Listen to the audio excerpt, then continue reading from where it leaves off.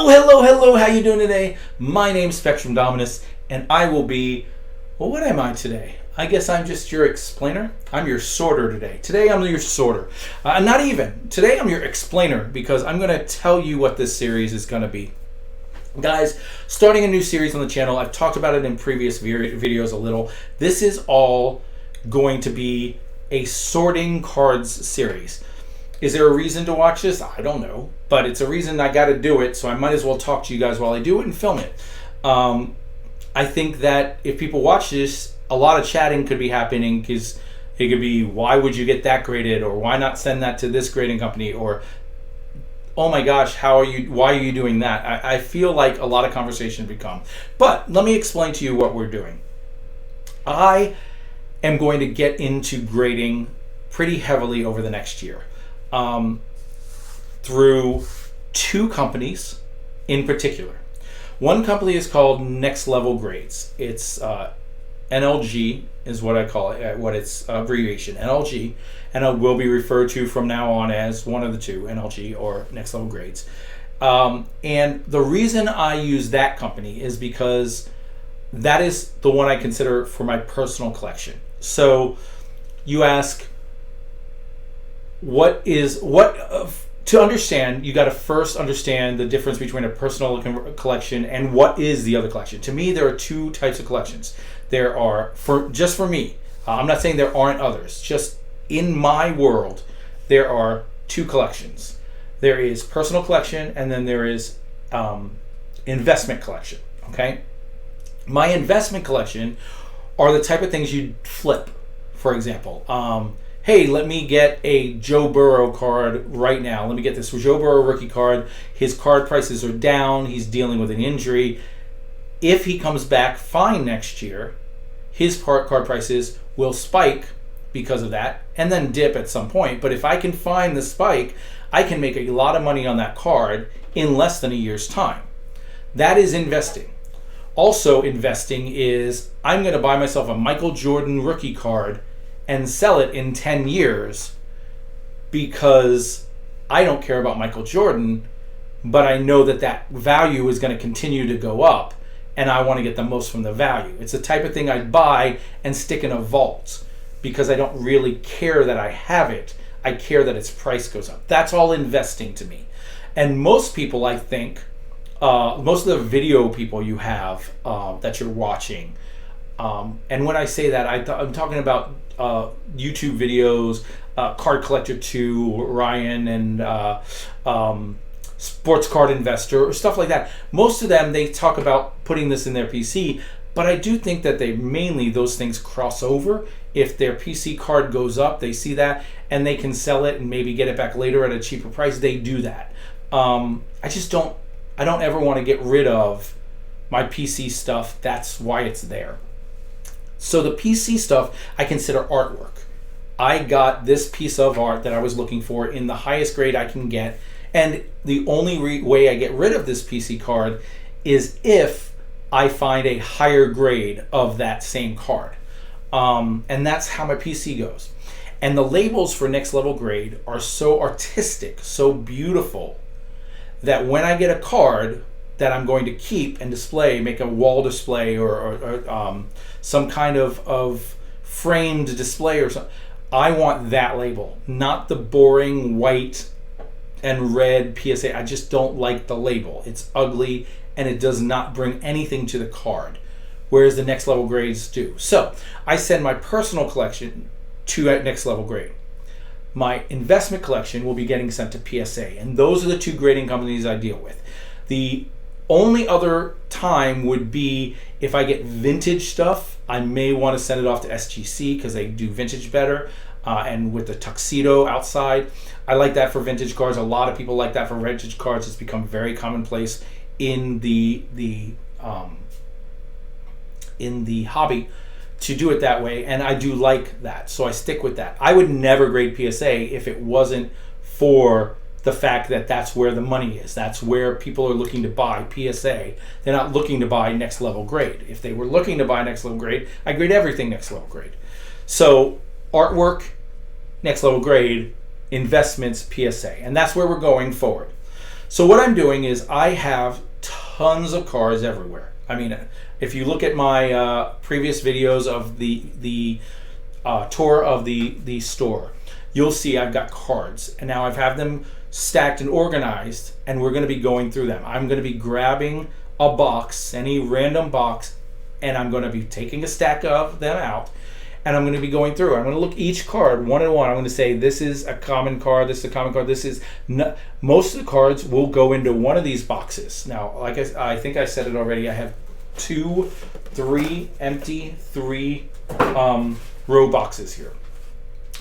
So what I'm going to do is these cards that I have no interest in putting in either of those collections, either my personal or my investment, will go into one of these boxes and load it up. And then later will be sorted into other boxes that are set up for teams, to be sorted by teams.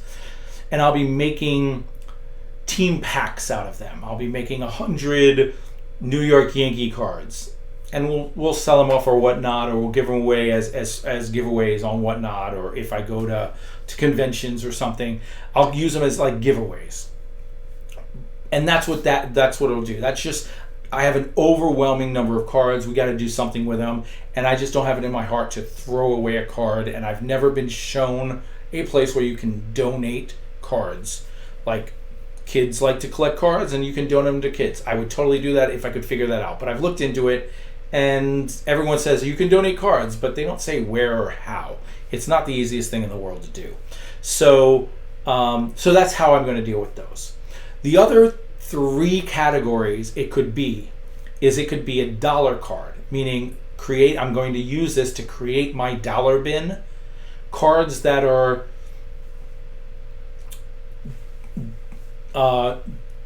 DeAndre Swift rookie chronicle cards. Okay, someone may want to pay $1 for that, but it's really probably not worth grading to get out there. Stick it in a top loader, put it in a thing, and create a dollar bin. Oh, look at this insert. It's numbered to $2.99. Let's stick it in the dollar bin. It's not a player that I collect. It's barely a player that people know. It's not worth grading. Stick it in the dollar bin.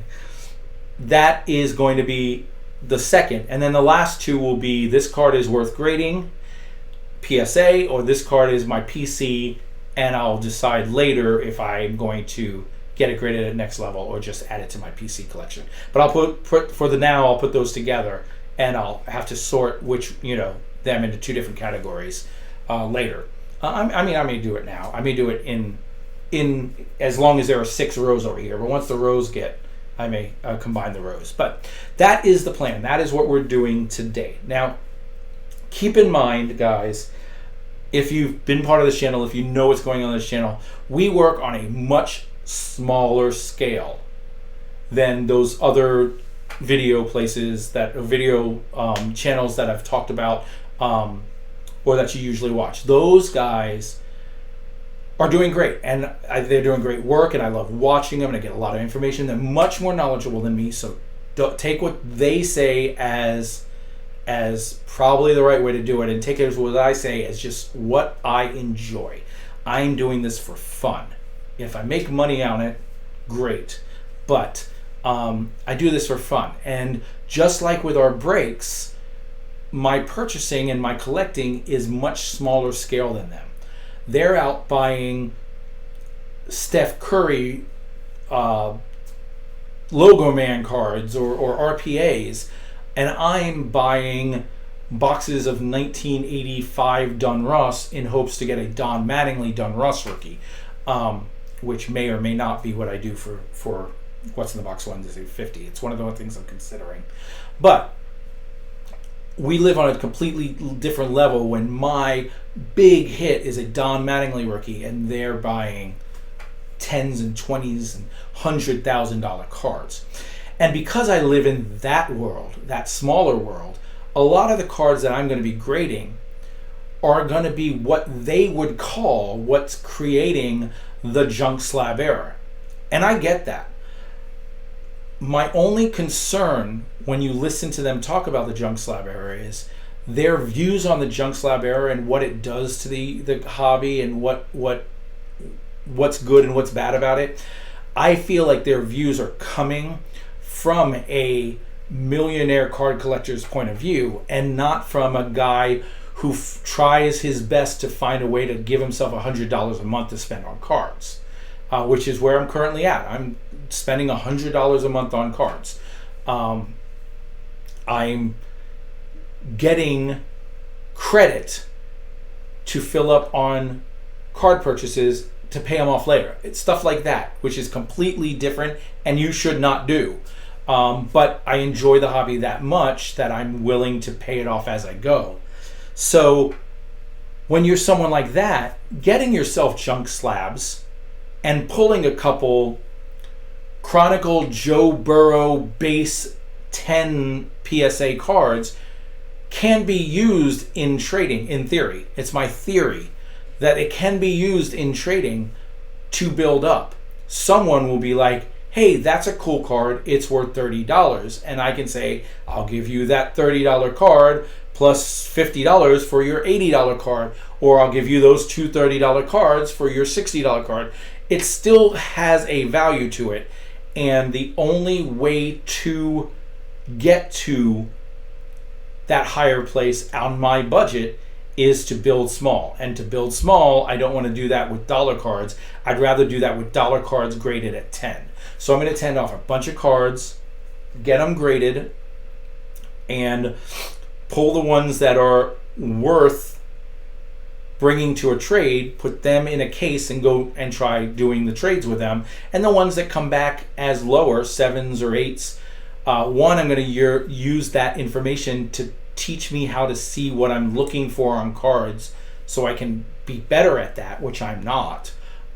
So I'm only sending in 9s and 10s, but also use them as giveaways, use them mainly as giveaways, or I can stick them on Whatnot for $1. If someone wants a Jamar Chase Chronicle base rookie at a 7.0 and wants to spend $4 on it because it's a Jamar Chase rookie, okay, well, I've got some of it back. And that's the way I'm gonna run things as I go forward.